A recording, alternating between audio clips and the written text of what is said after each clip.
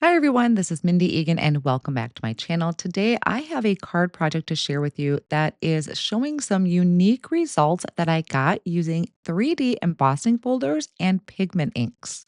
I've done techniques before with 3D embossing folders and pigment inks, but for some reason this result came out way different than I expected.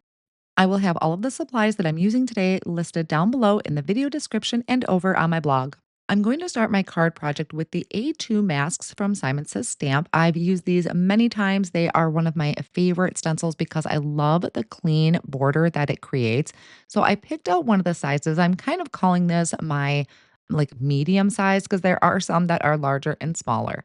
So I have that stencil picked out and then I'm going to use my tacky mat from Simon Says Stamp and place that down. I think this is about an 8 by 8 size.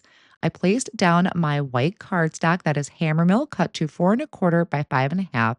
And then I'm placing the stencil over the top. Now, the stencil does have etched lines on it, which help me line it up with my panel that's already pre cut. And then that way, this is giving me perfect placement in the center of my card. Now, for the ink blending of the background in this area, I kind of wanted a patina type effect. So I started out with Dew ink from Simon Says Stamp in their Positively Saturated color line. I did a little ink blending there in the middle, towards the bottom, towards the top, a little scattered. And then I'm going to bring in Cappuccino. So that I brought in up there in the right hand corner, a little bit in the left hand corner, and just kind of grazing across the edges. So I'm purposely making this so it's not an ombre effect. I really kind of wanted that brown a little bit scattered throughout the project, a little bit, I don't know if I want to say dirty, but I kind of wanted to have a little bit of a vintage look. Now, once I remove the stencil, I have that really nice clean white border. For the embossing, I am using the Confetti Butterflies, which is a 3D embossing folder. Once I open that up, I am going to take my cardstock, put some repositionable tape on the back, and then I'm going to line this up with my embossing folder. Now, I like to kind of place this behind the embossing folder there once I had opened it up, and it helps me line it up really nice with the edges of the butterflies.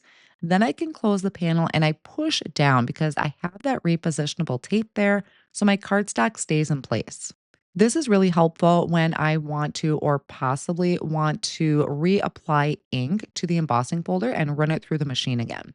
Now, I am bringing in the white pigment ink from Simon Says Stamp. I'm going to ink up the other side. Now, this first pass I did fairly light handed. You're really only going to see the ink in my stenciled area where I applied color. So I'm not really worried about the outside edges. I'm going to be using my Gina K Designs Intri-Cut Die Cut Machine to do the embossing. So I have my platform there and just the embossing folder. My settings are at 2D and I believe it is like a +2, so it's loosened. Now I ran it through once, I ran it through again, but I flipped it so it's the open end. So I did run it through twice, one with the closed end first and one with the open end first. And I find I get fantastic results. I have absolutely no crinkling of the paper. Now, those results weren't quite what I wanted. I didn't see the white pigment ink enough. So I reapplied the ink and did the same steps as before. And look at the results I got. That pigment ink really is hovering right around the edges of the butterfly. And that is why my unique results that I was talking about in the title of my video. I did not expect that. I expected the pigment ink to be more across the background and not necessarily settling in the corners. So it kind of gives them almost like a halo effect. So, since this is kind of going on the path of being unexpected, I decided to have some fun and just play around. I brought in detailed blending brushes and I applied the dew ink and also some cappuccino ink over the raised areas of the butterfly wings just to try and enhance those a little bit. And I even brought in some of the mist and maybe even a darker brown just to really kind of get those to pop a little bit. I really wanted to have some sort of shimmer to the background, so I brought out my Splat Box and I have some white iridescent spray from Hero Arts. So I'm spraying that across the panel. I may have possibly gotten a little bit carried away with it, but it still did add that shimmer that I was looking for. And then one thing I forgot to show in the video is that I did also spray some antique linen distress spritz. And that's why you're kind of seeing it here in the close up and also the pictures, a little bit of a, I don't want to say yellow, but kind of that creamy color to the cardstock because that was the antique linen distress spritz. The sentiment that I'm going to use is from the Orange Blossom Blessing stamp set. I had to look at it again. I'm just stamping that in VersaFine ink onto some white cardstock. I'm going to trim it out with the coordinating die, and then I also trimmed it out about 3 more times from this rest of the cardstock. And to do this, I like to use my mini die cut machine from Gina K Designs because it's really easy to just store off on the side of my desk. Then I applied liquid glue to the top of those plain pieces. And I just go through and kind of pick it up with my tweezers. And it's a really quick way to stack your die cuts. And then I just kind of maneuver it and squeeze it until it's all lined up perfectly. To attach my embossed panel to my card front that I have started there, I am using some foam tape that's going to provide dimension and also it sticks really well for those embossed areas.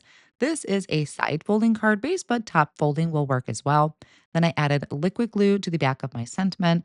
I'm going to place that down so it's kind of off on the left hand side, off hanging the stenciled area a little bit. And then I'm going to finish it off with some clear quartz sequins from Gina K Designs. Now, in the video segment here of what would I do different, I honestly probably would have stopped with the white pigment ink. I do love the shimmer. I love my antique linen distress spritz, but I really wished I would have stopped at the pigment ink and really highlighted that halo that the white pigment ink provided. None of it is wrong or bad. It's just things I may have done differently and may still do again in another video because I really want to expand on that white pigment ink. So I hope this card project inspired you to dig out some white pigment ink with your embossing folders and just have a great time playing and experimenting with that. Again, I will have all of my supplies linked down below in the video description and over on my blog. And if you are not already a subscriber, I would love it if you subscribe to my channel and hit that bell to be notified when new videos are posted. Here is another video featuring 3D embossing folders that I think you might enjoy.